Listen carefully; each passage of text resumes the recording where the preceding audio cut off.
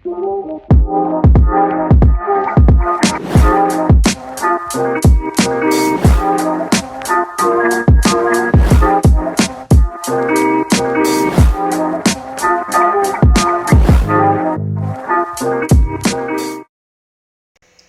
Hello everyone! Welcome po sa Rhoda's Kitchen.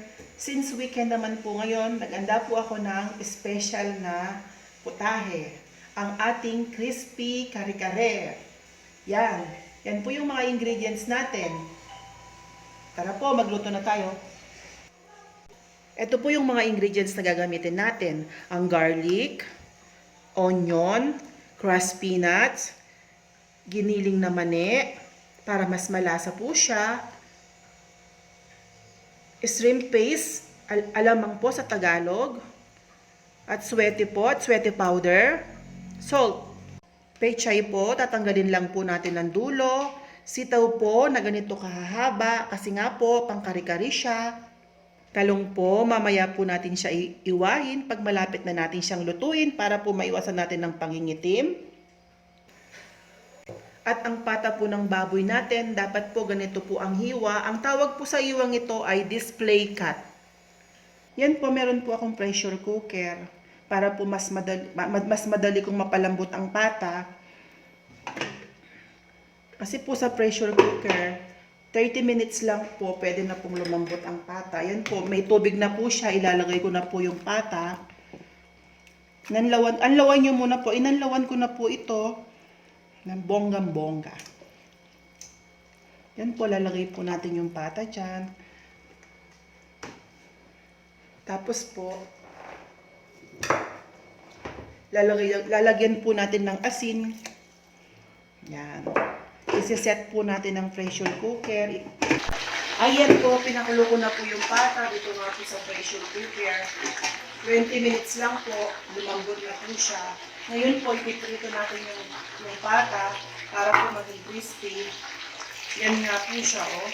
Pinakulo na po siya.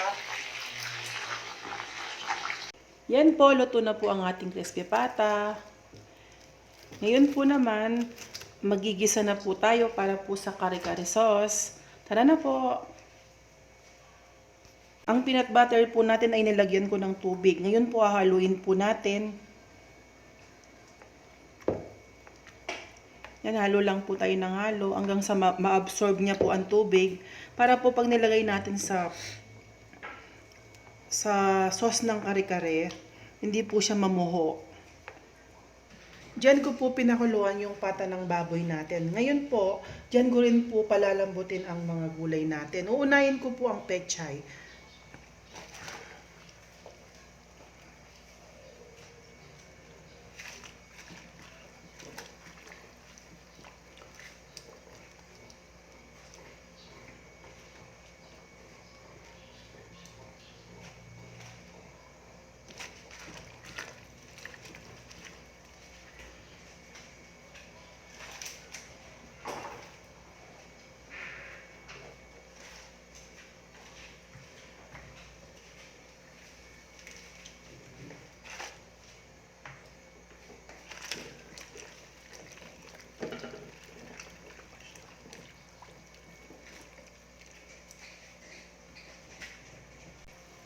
Yan po, pwede na po yan. Kailangan po half cook lang.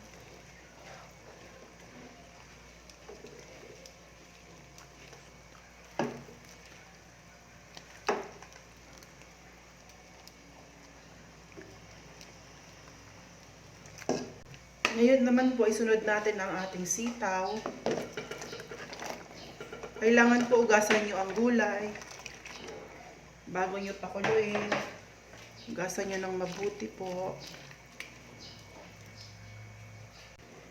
Yan po, okay na po yung sitaw natin. Half cook lang po.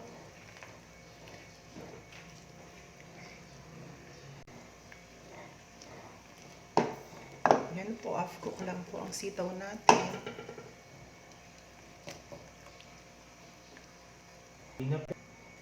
Sunod naman po ang talong.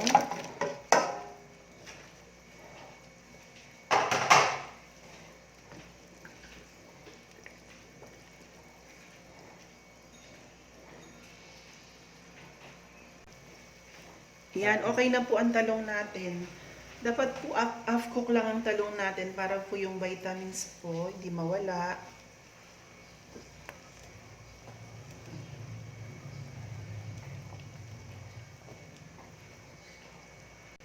Yan po, igigisa na po natin yung kare-kare natin.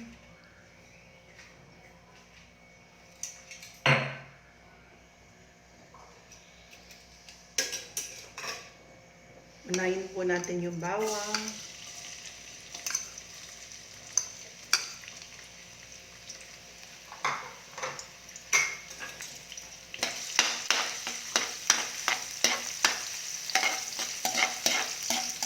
Hintayin po natin siyang mag-golden brown.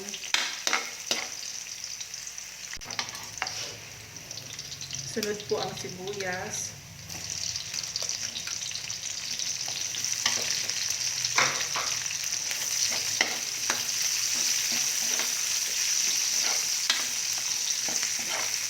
Okay na po siya. Ngayon naman po, ilalagay na po natin ang atswete.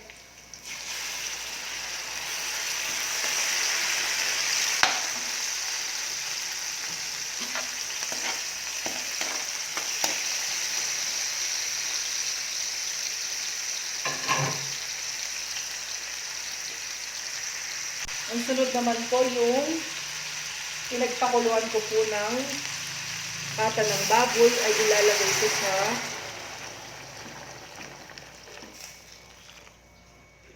yan po yung pinagpakuluan ng pata ng baboy. Hintayin po natin kumulo. Isusunod naman po natin ang peanut butter.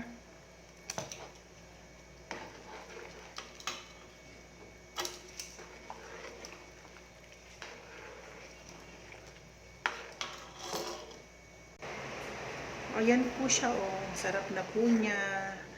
Malasa po siya kasi nga po yung pinagpakuluan ng pata ng baboy ang ginamit nating pinaka-sauce niya. Ngayon po, intayin po nating lumapot po ang sauce niya. Saka natin ilalagay po ang gulay. Haluin lang po natin siyang haluin hanggang sa lumapot po siya. Mas malasa po talaga siya kung ang ginamit po kasi nating pinakatubig niya ay yung pinagpakuluan ng baboy. Yan, ilalagay ko na po yung dinurog na peanut.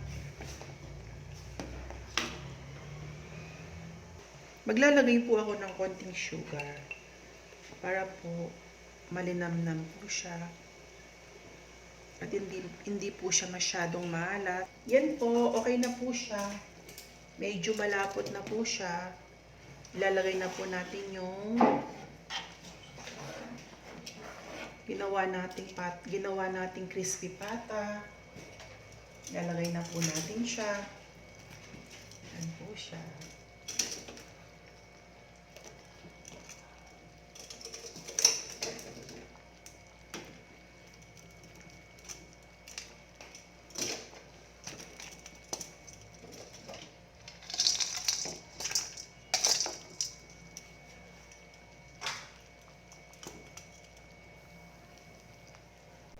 Ang susunod naman po ang ating mga gulay.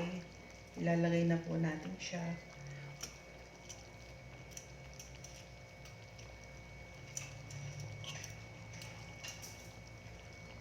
Ayusin po natin yung presentation. Kasi nga po, para mas magana po tayong kumain. Masarap po sa kare-kare, maraming gulay.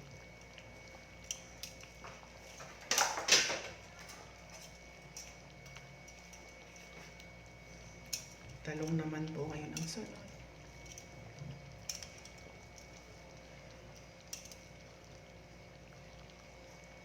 Ayan po, okay na po. Luto na po ang ating kare-kare. Ang susunod na lulutuin po naman natin ngayon ay ang alamang. Yung pong pinakabagoong natin, pinakapampalasa natin.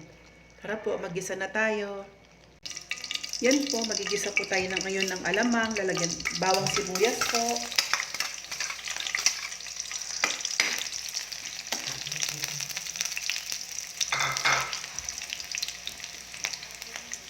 Yan po, igigisa na po natin ang alamang natin.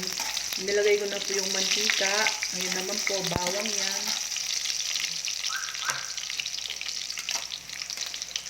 Sunod ko na po ang sibuyas.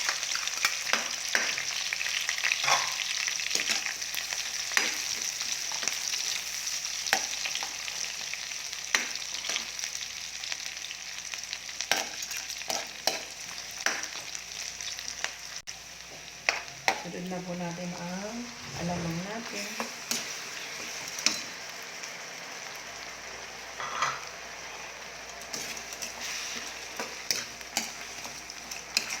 Pakagisa po natin ng mabuti ang alamang kasi nga po medyo para po mawala po yung lansa. Lalagyan po natin siya ng atsuete para po magkaroon ng kulay.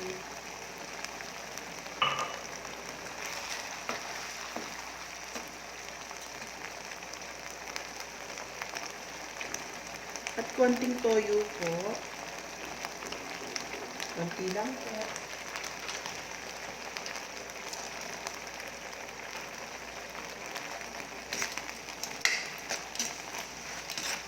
Konti lang naman po ang nilagay ko para lang po siya magkaroon ng kulay. Siyempre po pag may kulay siya, para po siyang appetizer. Hindi ko na po inugasan ng alamang. Kasi po, ang kare-kare naman natin, yan po, wala na po siyang tubig. Malapit na po siyang maluto. Tsaka pinakuluan ko po siya ng matagal para po safe tayo sa pagkain ng alamang.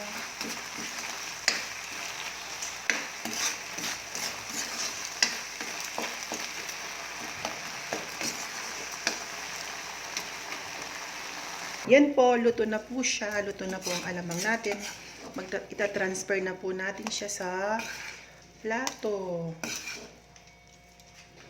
Yan po, luto na po ang ating kare-kare.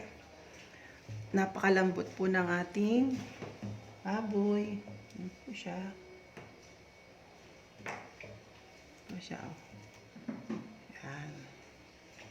Sana po may natutunan kayo sa video ko.